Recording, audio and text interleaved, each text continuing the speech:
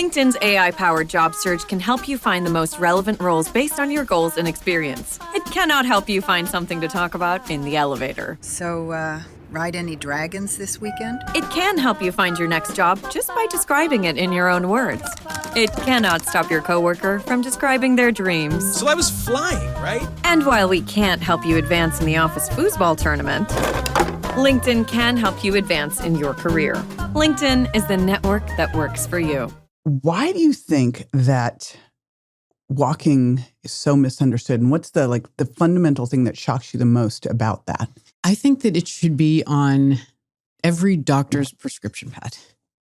If you look at the research of what even a little bit amount of walking does, it literally stimulates every single system in our body. I think what shocks me the most is that we have to have the conversation of trying to convince people to walk more. I know. It's like, it would be like telling a fish they have to swim.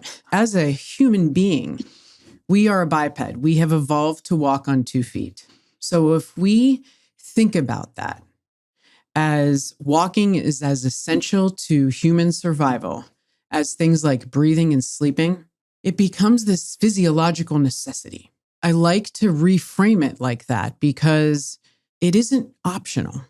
It isn't one of those, well, I walked yesterday, so I don't have to walk today. Which is, I think there's the difference between our conversation of strength training versus walking. Mm-hmm. They're both mandatory. Right. But you don't have to do, and you shouldn't do resistance training every day. But with walking, the research is it needs to be consistent. And that's what's so beautiful about it is it's a low to moderate activity that you can do daily that benefit every system in your body. So when I'm having discussions with my patients, it is, how much are you walking?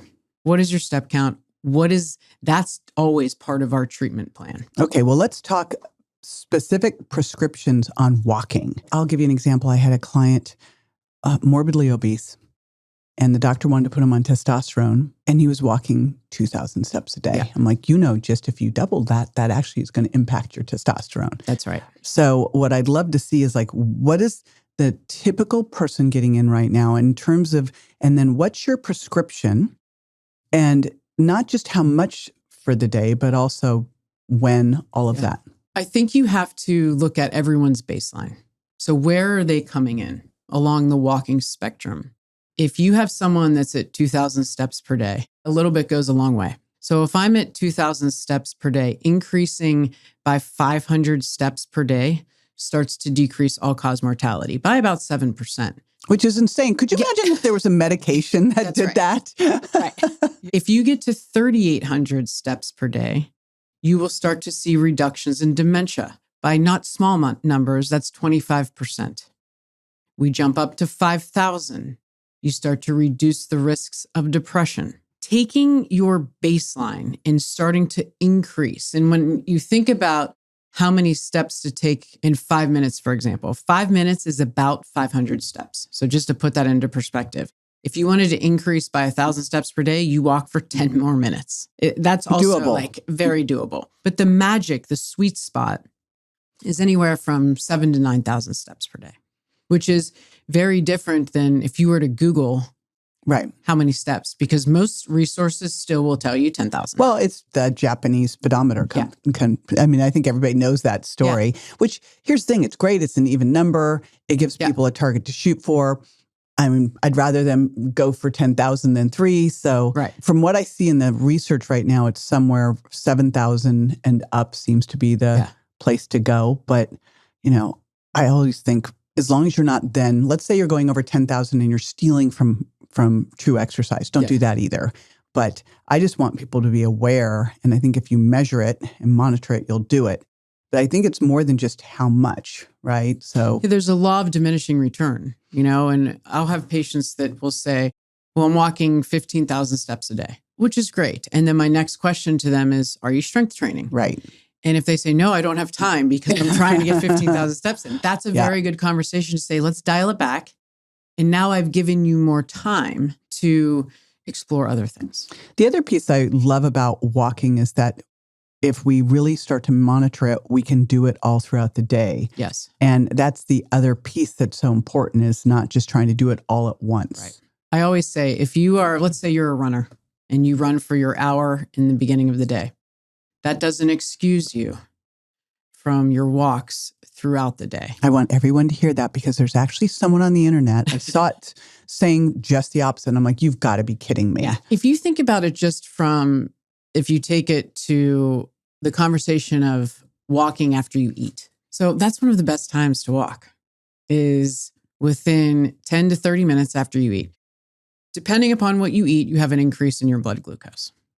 So we know that when we have activity after we eat, we have the pancreas and muscle contraction that's grabbing the glucose out of the bloodstream and putting it into cells to be utilized.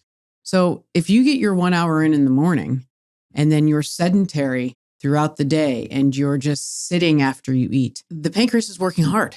Mm-hmm. The pancreas doesn't like that. So having these options of these movement snacks, we talk about that a lot in the book, different snacks that you can do, with walking being one of them, 10 minutes after you eat, it is the lowest hanging fruit that we can do and so easily accessible. And what about weighted vests? Yes or no?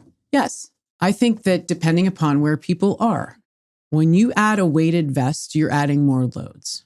So for someone who's trying to get into increase their heart rate, or they want to put more load through their system, absolutely. It can be a great way to what we call amp up walking. We talk about power training and strength training and weighted walking, that weighted walking can be very beneficial for people. But for some, it's also, that might not be your entry point, which is also fine. So it depends on where you sit along that spectrum. It wouldn't seem like that would be a great entry point for anyone. It would seem like something you do once you got this going. Another thing to consider would be speed before adding load, because walking gait speed is very important. And in the book, we talk about how it has been discussed as being the sixth vital sign. So what I mean by that is when you go to the doctor, you get your temperature taken, your blood pressure, and if there's something wrong with your 5 vital signs, then it's a red flag to the physician saying, we might want to look into this. This could be a problem for something. And what they have looked at was walking gait speed.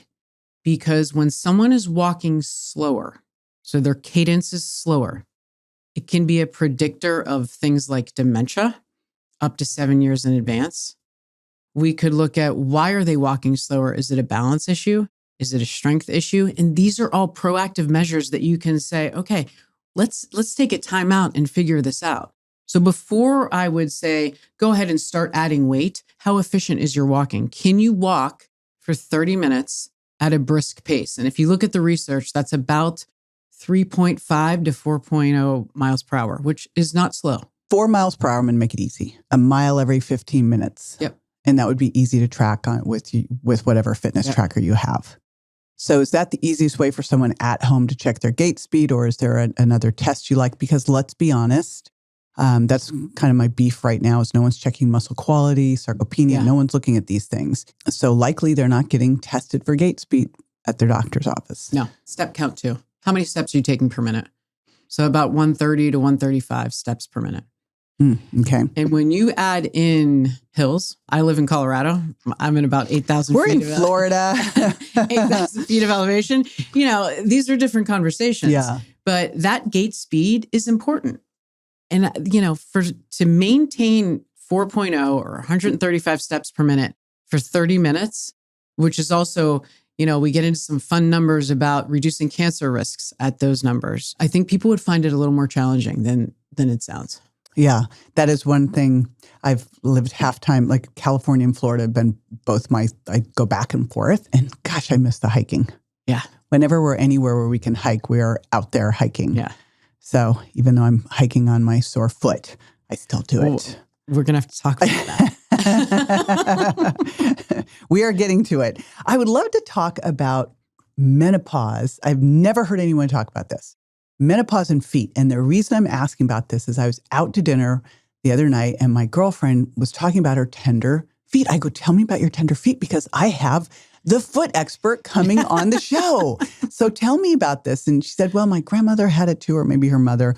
She said it started like 2 years ago, right when she was going through menopause, right? She's not on hormones, not doing anything. Now she has these tender feet.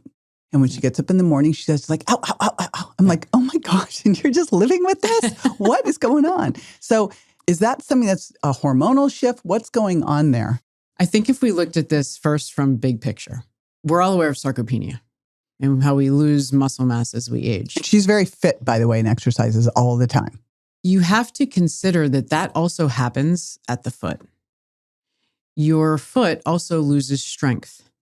Your toe strength declines. When we look at sensory awareness and perception, these are some fun numbers. When you turn 50, the receptors on the bottoms of the feet that are designed to gather information, keep us upright and balanced, it takes 25% more pressure to stimulate those receptors. Okay, wait, hold on. Because I hear all these things, of course, I always think, but not for me. Why is that? I mean, if you were really active, would that still be the same amount? Is that just aging? And it's aging. This is what happens when we age. We lose sensation in our feet and we lose strength. But the good news about that is that if we have these conversations that we're having, then these are the types of things we can work on. It's proactive, not reactive. If you do nothing, when you turn 80, for example, that number jumps up to 75% more pressure necessary. So we shouldn't be asking ourselves, wow, there's a lot of falls. Why are all these falls happening? I come from looking at this from the bottom up, saying, why would we not pay attention to the one part of our bodies that are supposed to feel the ground to keep us upright and balanced? Why are we not talking about this? I mean, why do you hear about falls and you hear about strengthening your quads and you never hear this piece, which makes so much sense? Yeah, if you were to, this is a good kind of at-home test. If you were to stand up next to a wall and keep your body straight and try to lean into the wall as far as you can to get your nose as close to the wall as you can without kind of pitching at the hip, what you should feel stop you are your toes. It's your toes pressing into the ground that prevent this forward progression. When you look at falls, the majority of them can happen at the initiation of gait. So when I start walking forward. So if I can't feel my toes, if I don't have my strength there, then it's an indicator. It can be a predictor of falls. Karen Mickle has done a lot of research on this, and it's fascinating to me.